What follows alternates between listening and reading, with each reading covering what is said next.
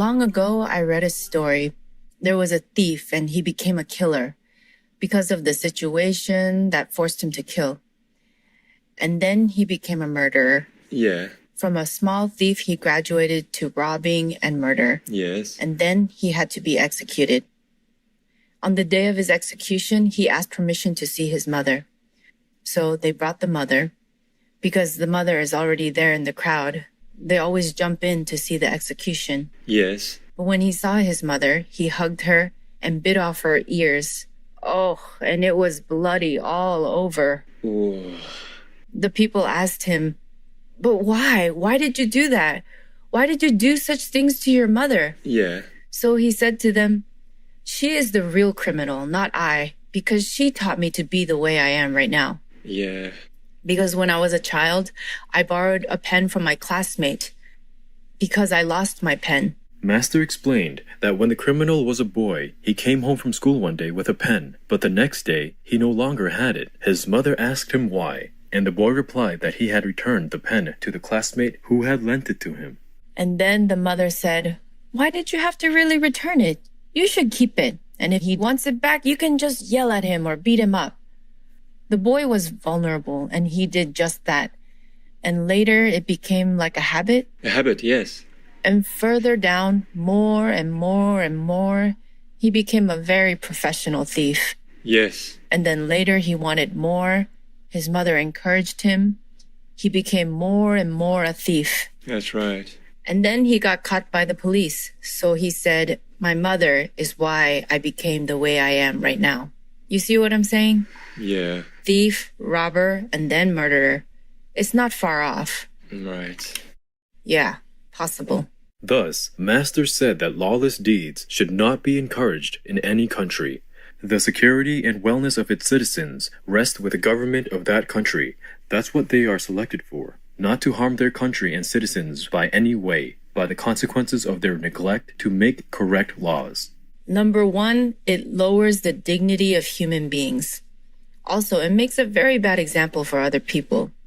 And then that society may be okay now, but it will get worse and worse. There will be no principles. It will be hard to govern, hard to maintain peace and order. And the authorities and a bad society will be a sore in the eyes of the whole world. What will become of such a nation when citizens become eventually degraded into criminals, losing all dignity and morals? Oh, dear. Yeah. What next? His Excellency Donald Trump has recently spoken out against the push in the United States to allow transgender athletes into women's sports. He feels it is wrong to allow biological males to compete, may cause an eventual end to women's sports, and violates federal laws protecting women's rights. Mr. Trump is upset that the Biden administration has withdrawn support for a lawsuit seeking to disallow transgender athletes from competing in women's sports, as while in office his administration supported it.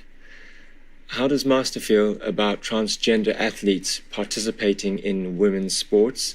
Is it appropriate? Not really, because the transgender people are strong. They're like men. Yeah. Stronger and bigger, you see? Yes. Master explained that it is not fair if transgender females compete in women's sports because they are built differently.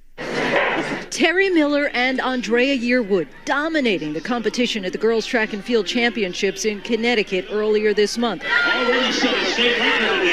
Coming in first and second place, respectively. Their wins are making national headlines, not because of what they did, but because of who they are.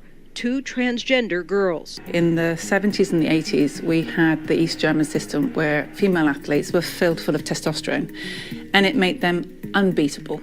So for nearly a whole generation, the East German women totally dominated in almost all female sports at Olympic and world level. Master also suggested that sports competitions could have a transgender category. Can make a different section.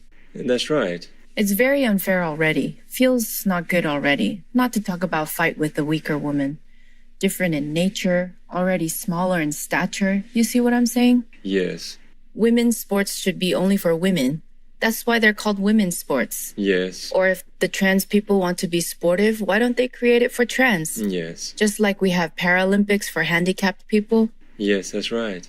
Also, like teen sports, it's for teens only. Yes. And if it's teen sports, but they bring in all the fathers inside, it's not cool, is it? No, that's right. It's not correct, okay? Yeah. Trump is right because he can see better. It's so simple like that. Any other questions? Thank you. Yes. The United States House Speaker Nancy Pelosi has created a special committee of House members to investigate the January 6, 2021 protest incident at the U.S. Capitol. Republicans have generally opposed the committee's formation, and Republican House Minority Leader Kevin McCarthy has criticized the committee's membership as none of his picks for the committee were selected by Ms. Pelosi.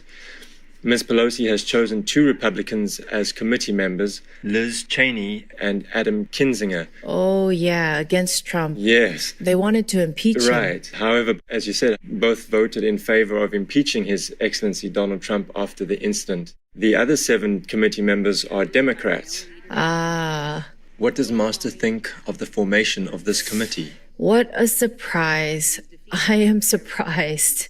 Surprised that in a very supposed to be just and democratic society, it's a one-sided kind of judgment. Yes. Just say, even a normal citizen, when he committed something wrong, they have a fair court. Yeah. And if they don't even have money to hire a lawyer, the government even offers a lawyer for him or her. That was like that in America. Yes. But in President Trump's case, it's completely different, completely opposite to democracy. Without any lawyers, police even. In his old age, without friends, he could not bear it. You can see already. Why bother making a committee? Yeah. Just to write it all down, he's all guilty, he's bad, whatever. Like they have been saying all these years already. They even criticize, they call him bad names. They even call him bad names by his skin color or his hair or weight or whatever.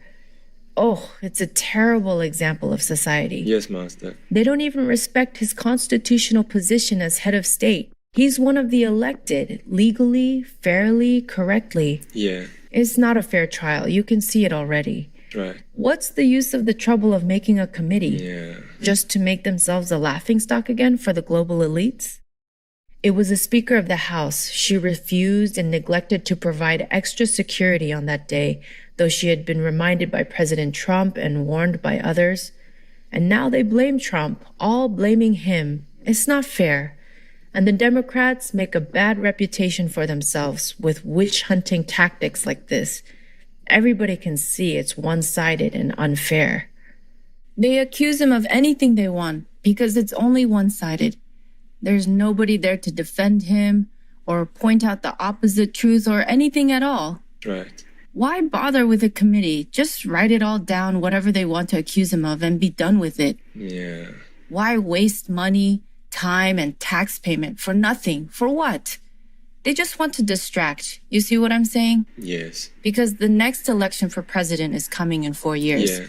So they just want to keep it going on like that so that President Trump and the Republicans will be distracted, busy and with less high morale for the election, dragging his reputation further down, for voting season. Yes. Also, they want to unite their party members against one common so-called enemy with the intention to cover up their failures internally as well as internationally, as they were not too successful with COVID, with vaccines, with the illegal immigrants mess, with the press critics of President Biden's speech, with surging crime, inflation, etc., and failure to secure respect and dialogue from global leaders like with Russia, China, Iran, North Korea, and so on. Right. Honestly, they're doing themselves a discredit, the Democrats, and the disloyal Republicans, too obviously, like personal hatred. One doesn't have to be very wise to see it. Yes. Well, I haven't seen any other president in the world so hated and so bullied and so cornered as President Trump. Even if I were a Democrat, for moral correctness, I would feel sorry for Trump.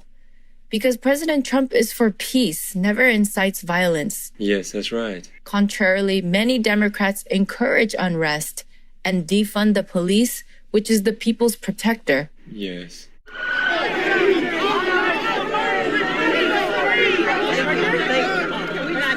Even after so much bloody, fierce civil battle, shop looting, death, business burning by the demonstrators, still some important influential Democrats have been openly bailing inmates out for more, or telling them that there should be more unrest, or encouraged more trouble, further damaging the country's economy in the pandemic time, when these kinds of speeches and deeds are dangerous, as they would fuel more violence and bloodshed, as they evidently did. Right. People are already in boiling water by COVID-19, losing lives, losing livelihoods. Such irresponsibility should be under control, at least outwardly, to show some caring sympathy for co-citizens. But they didn't care how simple people had to deal with all this. Only when they perceived some threatened situation, then all hell gets loose, and it's dragged on and on. Yes. And all the above people are those who are condemning Trump before and continue to try further to crucify him, to blemish his good name again and again. Yes. While Americans are still reeling in the pandemic and financial struggles, plus so many disasters. What a party the Democrats have turned themselves into.